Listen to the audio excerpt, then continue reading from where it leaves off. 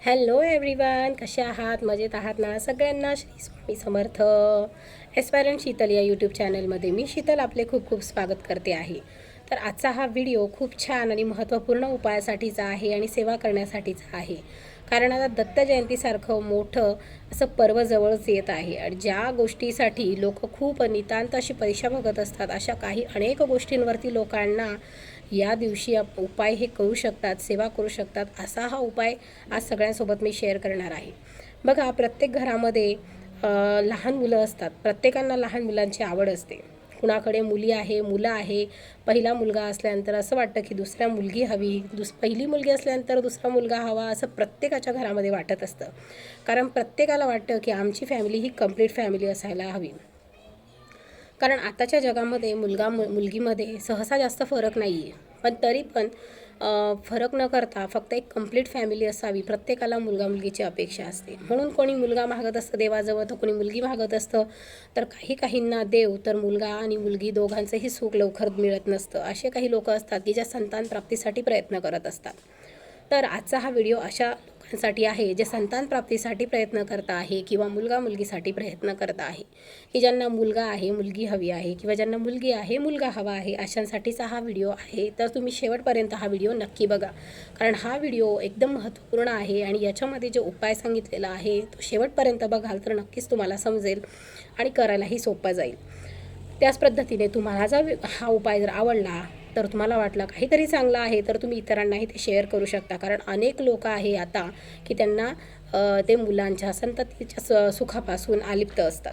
त्याच्यामुळे आपल्याला प्रत्येकाला सगळ्या प्रकारचं सुख मिळावं याच अपेक्षेने हा व्हिडिओ देखील शेअर करायचा आहे. तर बघा, आता दत्त जयंती आहे. जयंतीच्या दिवशी दत्त महाराजांचं पूर्णपणे जे तत्त्व असतं, म्हणजे त्यांचा जो सहवास असतो तो पूर्णपणे पृथ्वी तलावरती सगळ्यांना मिळत असतो. म्हणजे त्यांचं गुरुतत्व जास्तीत जास्त जागृत झालेलं असतं दत्त जयंतीच्या दिवशी. कारण तो दिवस म्हणजे त्यांचा जन्मदिवस असतो. त्याच्यामुळे दत्त महाराज स्वतः प्रत्येक सेवेकरांच्या घरी जाऊन आशीर्वाद देत असतात सेवेकरांना. आपली सेवा कुठे कुठे केली जाते ते बघत असतात. आणि जो व्यक्ती त्यांची मनोभावे सेवा करतो, त्यांच्याकडे काही इच्छा व्यक्त करतो, मनोभावे सेवा करून इच्छा व्यक्त करत असतो, त्याची इच्छा ते एका वर्षामध्ये नक्कीच पूर्ण करतात. त्याच्यामुळे ज्याला कुणाला संतती प्राप्तीविषयी समस्या असतील त्यांनी दत्त जयंतीच्या दिवशी हा उपाय सेवा करायला अजिबात विसरू नका.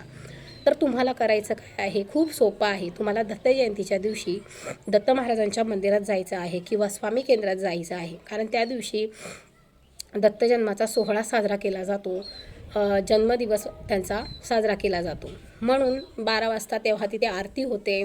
सगळेजण जमलेले असतात. खूप छान असं 5 आरत्या होतात, नैवेद्य मिळतो. अशा प्रकारे दत्त महाराजांचा पाळणा सजवलेला असतो. आपल्यालाही सगळ्या सेवेमध्ये भाग घेता येतो. त्याच्यामुळे न विसरता ज्याला कुणाला हा उपाय सेवा करायची असेल त्याने दत्त महाराजांच्या मंदिरात जायचं, केंद्रात जायचं, नारळ घेऊन जायचं, जाताना एक अगरबत्तीचा पुडा घेऊन जायचा, थोडे तांदूळ घेऊन जायचे आणि 3 पिवळी फुलं घेऊन जायची आणि खडीसाखर घेऊन जायची. तर तुम्ही म्हणाल हे कशासाठी? तर बघा, महाराजांच्या मंदिरात जाताना किंवा कुठल्याही मंदिरात जाताना आपण काय करतो की देवाला भेट देताना आपण काही ना काही देवाला अर्पण करत असतो. फुलं अर्पण करतो, नारळ, अगरबत्ती, खडीसाखर. तर बघा, महाराजांच्या मंदिरात जात असताना नेहमी सेवेकरी खडीसाखर आणि नारळ महाराजांना अर्पण करत असतात. तर आपण त्यांचं गुरुपद घेतलेलं असो किंवा नसो, ज्याने गुरुपद घेतलेलं आहे त्यांना ते पुन्हा घ्यायचं असतं. त्यांना नारळ, खडीसाखर आणि त्या नारळावरती थोडे तांदूळ ठेवून आपण महाराजांचं गुरुपद घेत असतो. किंवा ज्यांनी गुरुपद घेतलेलं नाही आहे ते फक्त एक आपण महाराजांना भेट देतोय, मंदिरात जातोय म्हणून नारळ, खडीसाखर, फुलं हे त्यांना आपल्याला अर्पण करायची असतात.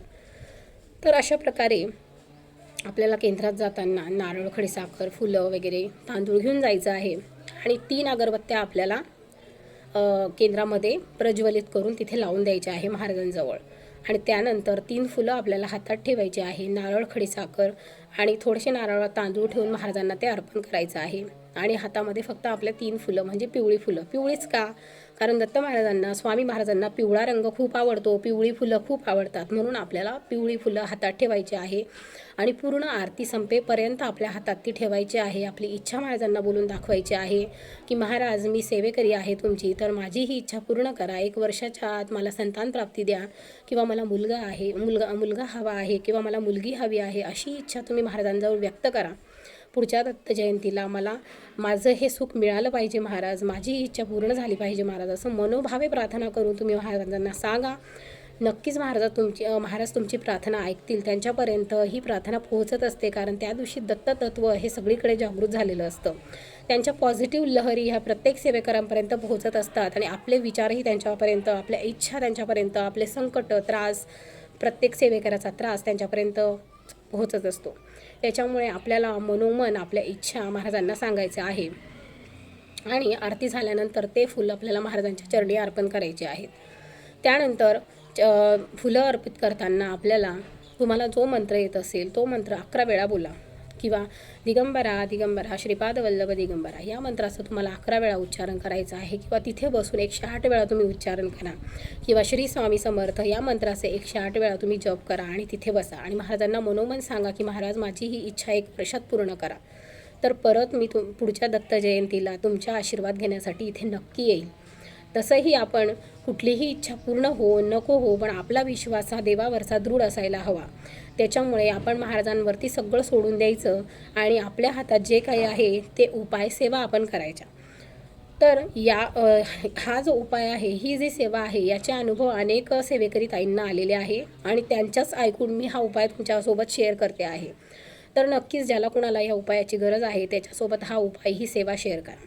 त्याचबरोबर इतकंच नाही, जर तुम्हाला बुद्धिवान, धार्मिक, सात्विक, विचारांनी चांगला, आज्ञाकारी, नाव कमवणारा, प्रतिभाशाली मुलगा मुलगी, संतान प्राप्ती हवी असेल तर तुम्ही तिथे म्हणजे केंद्रामध्ये जे सेवेकरी लोक असतात किंवा जे प्रश्न उत्तरं घेतात, जे सेवा देतात, अशा ताईंना किंवा दादांना भेटून तुम्हाला त्यांच्याकडून सेवा घ्यायची आहे. कारण ते आपली जन्मकुंडली बघतात, मग आपल्याला त्या सेवा सांगतात. आपल्याला मुलगा मुलगीसाठीच्या सेवा किंवा संतान प्राप्तीसाठीच्या ते सेवा सांगतात.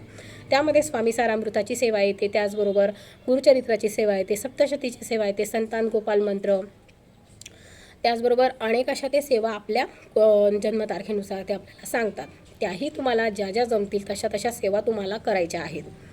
बघा, आपण महाराजांना जेव्हा काही गोष्ट सांगत असतो तर आपल्याकडनंही त्यांना काही अपेक्षित असतं.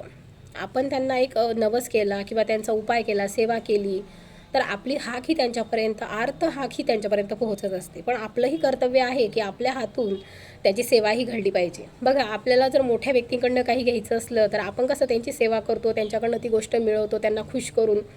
त्याच पद्धतीने आपल्या प्रारब्धामध्ये जे आहे नाही आहे काही गोष्टी असोत, पण आपले मोठे म्हणजे आपले गुरु आहेत, आपले देव आहेत, आपले स्वामी महाराज, आपले दत्त महाराज, तर त्यांच्याकडनं आपल्याला ही गोष्ट पाहिजे असेल तर आपल्याकडनंही त्यांची काही ना काही चांगली सेवाही आपल्या हातून घडली पाहिजे की नाही. तर सेवा करा, त्या पद्धतीने तुम्हाला फळ मिळेल. दत्त महाराज नक्कीच तुमच्या हाकेला धावतील. तुमची 1 वर्षात दत्त महाराज नक्कीच इच्छा पूर्ण करतील, ही माझी खात्री आहे. कारण की ज्या ताईंनी हे अनुभव सांगितलेले आहे त्यांना स्वतःला हे अनुभव आलेले आहेत, म्हणून त्यांनी पण हे उपाय शेअर केले आणि मी हा उपाय तुमच्यासोबत शेअर करते आहे. कारण मला माझ्या महाराजांवरती, दत्त महाराजांवरती पूर्ण विश्वास आहे. आपल्या भक्तीवरती विश्वास ठेवा, महाराजांवरती विश्वास ठेवा, उपाय करा, त्याचबरोबर सेवा खूप करा. नक्कीच तुम्हाला त्या सेवेचं फळ मिळतं. हे अनेक सेवेकरांचे अनुभव आहेत.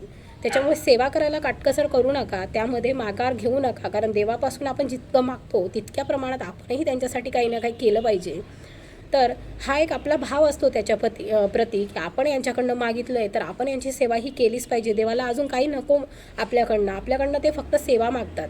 त्यांना आपल्याकडनं काहीच नको आहे, कपडे नको आहे, पैसे नको आहे, फळं, मिठाई, सोनं नाणं काहीच नको आहे देवाला. फक्त आपला भाव, आपली सेवा, आपला विश्वास, भक्ती याच सगळ्या गोष्टींचा देव भुकेला आहे.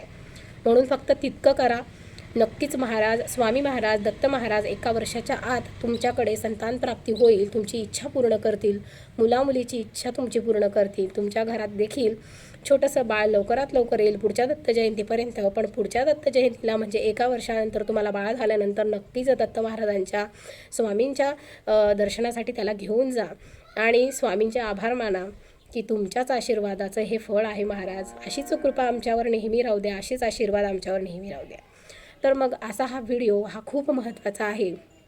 ज्याला कुणाला अशा उपायाची गरज असेल त्याला नक्की शेअर करा. आवडला असेल तर नक्की लाईक करा, चॅनलला सबस्क्राईब करा.